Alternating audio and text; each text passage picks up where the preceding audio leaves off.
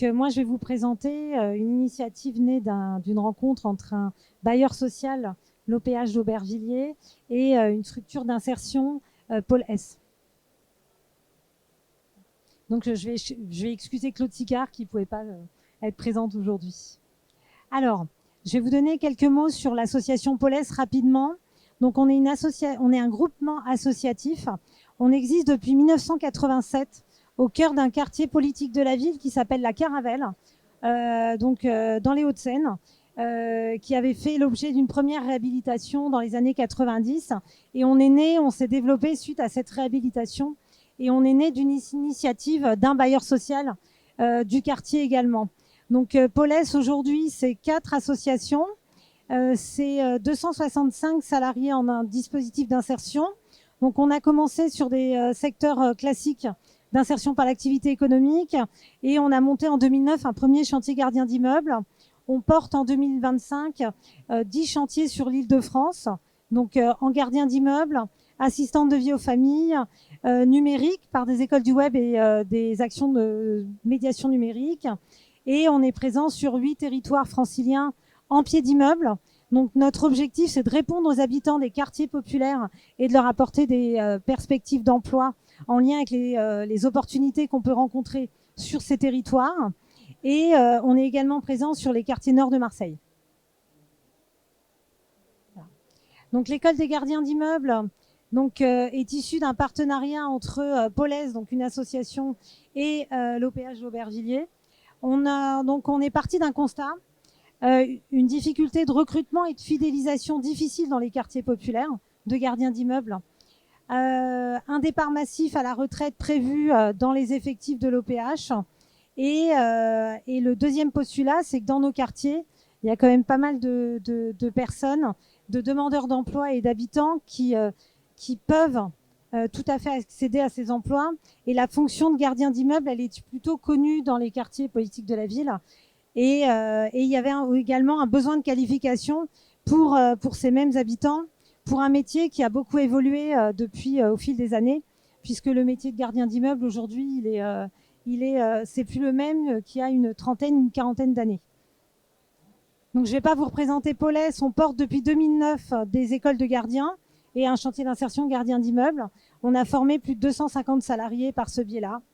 Et on est plutôt sur des résultats de plus de 70-80% de retour à l'emploi. Donc, je vous laisse présenter l'OPH peut-être. Pas forcément beaucoup de choses à dire, si ce n'est qu'effectivement, il y avait un besoin à l'OPH d'Aubervilliers assez prenant. Et pour compléter les propos de Louisa, il y a aussi la notion, on est dans des grosses zones NPNRU avec beaucoup de besoins en insertion. Et donc, il était important de pouvoir répondre à ces injonctions, bien sûr, de besoins internes en termes de personnel, et puis aussi d'avoir des actions envers le territoire. Juste peut-être aussi pour aller un peu plus loin. Donc là, l'école des gardiens, c'est aussi, on vise tous les métiers de la proximité aussi aujourd'hui, et notamment avec des formations responsables de site, gardiens. Et même, on travaille là aujourd'hui énormément sur tout ce qui est le personnel de ménage. Voilà. Alors, je vous dis, c'est pas pour le coup nous qui allons embaucher le personnel de ménage, puisque politiquement, c'est plus nous qui le faisons, mais il était important sur le territoire qu'on puisse répondre à ces attentes. Et pour le coup, il y avait presque 300 000 ou 400 000 heures d'insertion à faire sur le territoire, et c'était un moyen d'apporter une solution directement pour les habitants de nos quartiers. Donc voilà les éléments du contexte. Et je repasse la parole à Louisa alors. Oui, pour compléter aussi ce que vous disiez, c'est que en 2009, la création de la première école de gardiens, elle permettait aussi de répondre aux chartes nationales en rue et aux 10% d'emplois créés dans le cadre de la gestion urbaine et sociale de proximité. Donc on peut aussi valoriser, les heures ont toujours été valorisées dans ce cadre-là. Donc les objectifs de l'école de gardiens, c'est répondre aux besoins de l'OPH en recrutement, ouvrir une voie d'insertion aux habitants d'Aubervilliers et de la Seine-Saint-Denis, donc permettre à des personnes qui habitent ces quartiers d'accéder à ces emplois, proposer une solution de remplacement de gardiens d'immeubles. Je reviendrai plus particulièrement sur ce parcours d'école de gardiens et d'adapter la formation au titre RNCP gardien d'immeuble. On utilise le titre qui est proposé par l'AFPOLS et on a mis en place des modules complémentaires pour rendre la formation plus inclusive et plus adaptée aux besoins de l'OPH. Donc c'est un parcours complet. Donc on est alors le support, c'est un chantier d'insertion. Donc le chantier d'insertion, c'est un dispositif donc agréé par l'État. Il dure 10 mois. Les salariés commencent à 28 heures, ils finissent leur parcours à 35 heures hebdomadaires. Donc on est sur une formation théorique dans les locaux de l'école de gardiens qui est au cœur d'un quartier en zone de sécurité prioritaire. Donc la partie formation, elle est animée par l'AFPOLS et nous-mêmes. Donc on a des mises en situation professionnelle. Donc il faut savoir que c'est un parcours qui est progressif. Au début, les personnes ne sont pas autonomes. Donc on fait des périodes de mise en situation en milieu professionnel.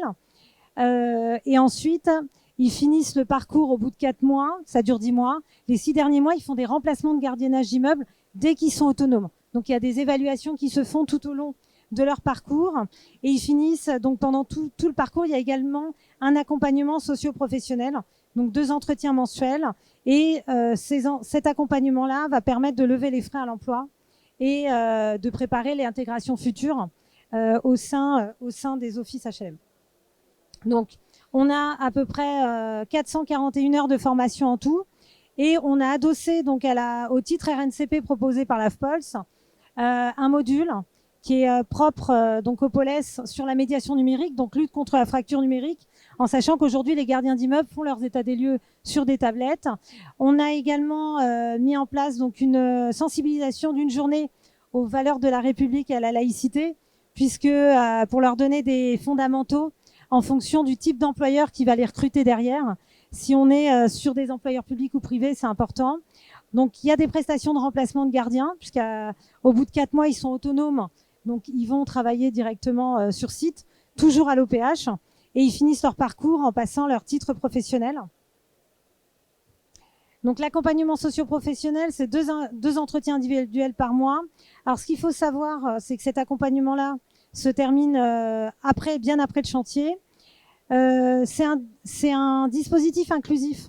Le recrutement se fait par nos équipes du POLES, mais on a des commissions de recrutement avec l'OPH. On part d'une quarantaine à peu près de candidatures pour arriver aux 12 salariés. Donc, c'est des promotions de 12 salariés. Et si on peut faire un premier bilan des deux premières sessions, là, on est actuellement sur la 3e session. On a démarré en 2023. On a eu 24 salariés. On en a 23 qui ont obtenu leur titre.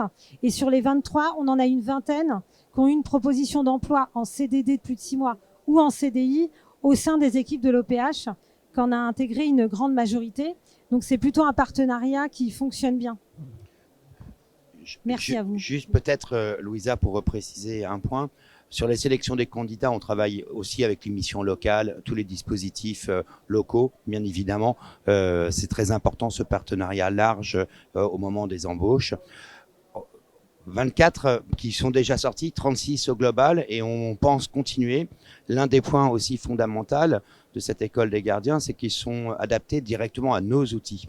On a des outils de gestion, la gestion de la réclamation informatisée, et le fait que ça soit vraiment fait avec des outils internes, et en réalité, ils passent par alternance des semaines sur le terrain et sont confrontés, pour le coup, à des situations pas forcément évidentes. Alors, je vais être clair, on les met pas forcément dans les quartiers les plus simples. C'est fait un peu exprès, parce que quand on arrive à résister à la porte de la Villette, là où il y avait les craqueurs, je pense qu'on a, voilà.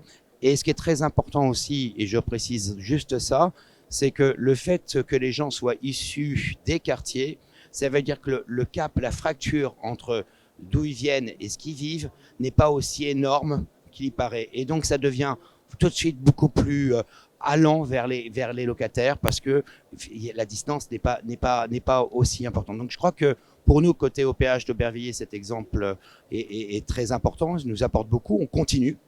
Et on continue encore plus loin, puisqu'on forme tous nos responsables de site, des formations extrêmement qualifiantes également là-dessus.